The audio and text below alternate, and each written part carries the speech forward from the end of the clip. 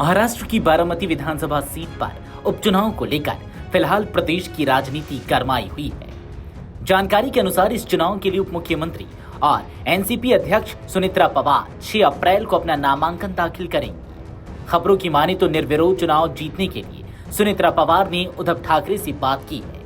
ऐसे में सवाल उठता है कि क्या सुनेत्रा पवार की बात मान लेंगे उद्धव ठाकरे। उपचुनाव के लिए उप मुख्यमंत्री सुनेत्रा पवार ने उद्धव ठाकरे को फोन किया है। साथ ही उनकी तरफ से बारामती विधानसभा उपचुनाव में समर्थन देने का अनुरोध किया है। बताया जा रहा है कि इस सीट को निर्विरोध जीतने के लिए उप मुख्यमंत्री सुनेत्रा पवार द्वारा कांग्रेस के नेताओं से भी समर्थन की मांग की जाएगी। ऐसी जानकारी सामने निकल कर आ रही है।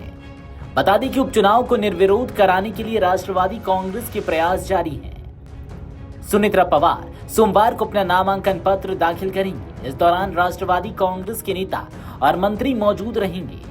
नामांकन प्रक्रिया के दौरान महाराष्ट्र के मुख्यमंत्री देवेंद्र फडणवीस और उप मुख्यमंत्री एकनाथ शिंदे भी उपस्थित रहेंगे। यह उपचुनाव पूर्व उप मुख्यमंत्री अजीत पवार के निधन के बाद कराया जा रहा है।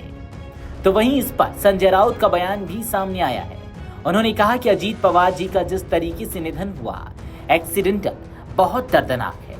लोग अभी भी सदमे में हैं। उनकी पत्नी सुनेत्रा पवार राज्यसभा मेंबर थी, इस्तीफा दिया, अब डिप्टी सीएम बन गई। बाई इलेक्शन की घोषणा हुई है। अगर चुनाव निर्विरोध होता है तो सुनेत्रा ताई कोशिश करेंगी। अजीत पवार एक बहुत महत्वपूर्ण व्यक्ति थे। ठाकरे परिवार हमारी सबसे अच्छे रिश्ते हैं। चाहे अजीत दादा पवार हो, चाहे शरद पवार हो, बातचीत हो गई है। बातचीत में क्या निर्णय लेना है, शिवसेना पार्टी उद्धव ठाकरे जी जल्दी इस पर बताएंगे।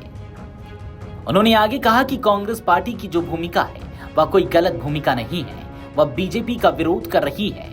बीजेपी के साथ जो लोग खड़े हैं सरकार में, कांग्रेस की भूमिका है हम उनका विरोध करेंगे।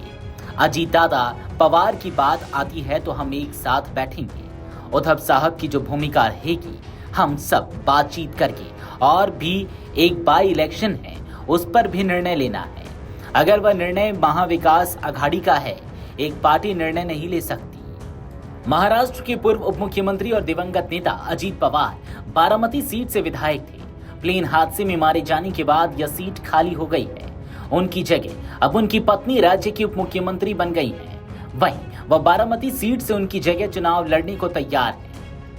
अजीत पवार का बारामती सीट पर लंबे समय तक दबदबा रहा है और वे यहां से 8 बार विधायक चुने गए थे, जिससे यह सीट राजनीतिक रूप से बेहद अहम मानी जाती है।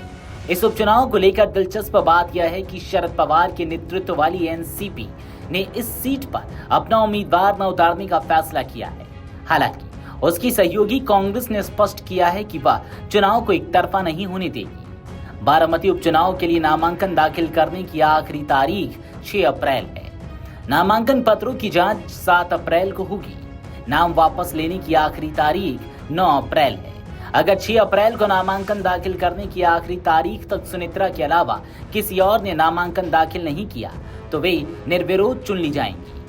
वहीं अगर सुनेत्रा के अलावा कोई और उम्मीदवार नामांकन दाखिल करता है तो फिर बारामती की सीट पर 23 अप्रैल को वोटिंग होगी।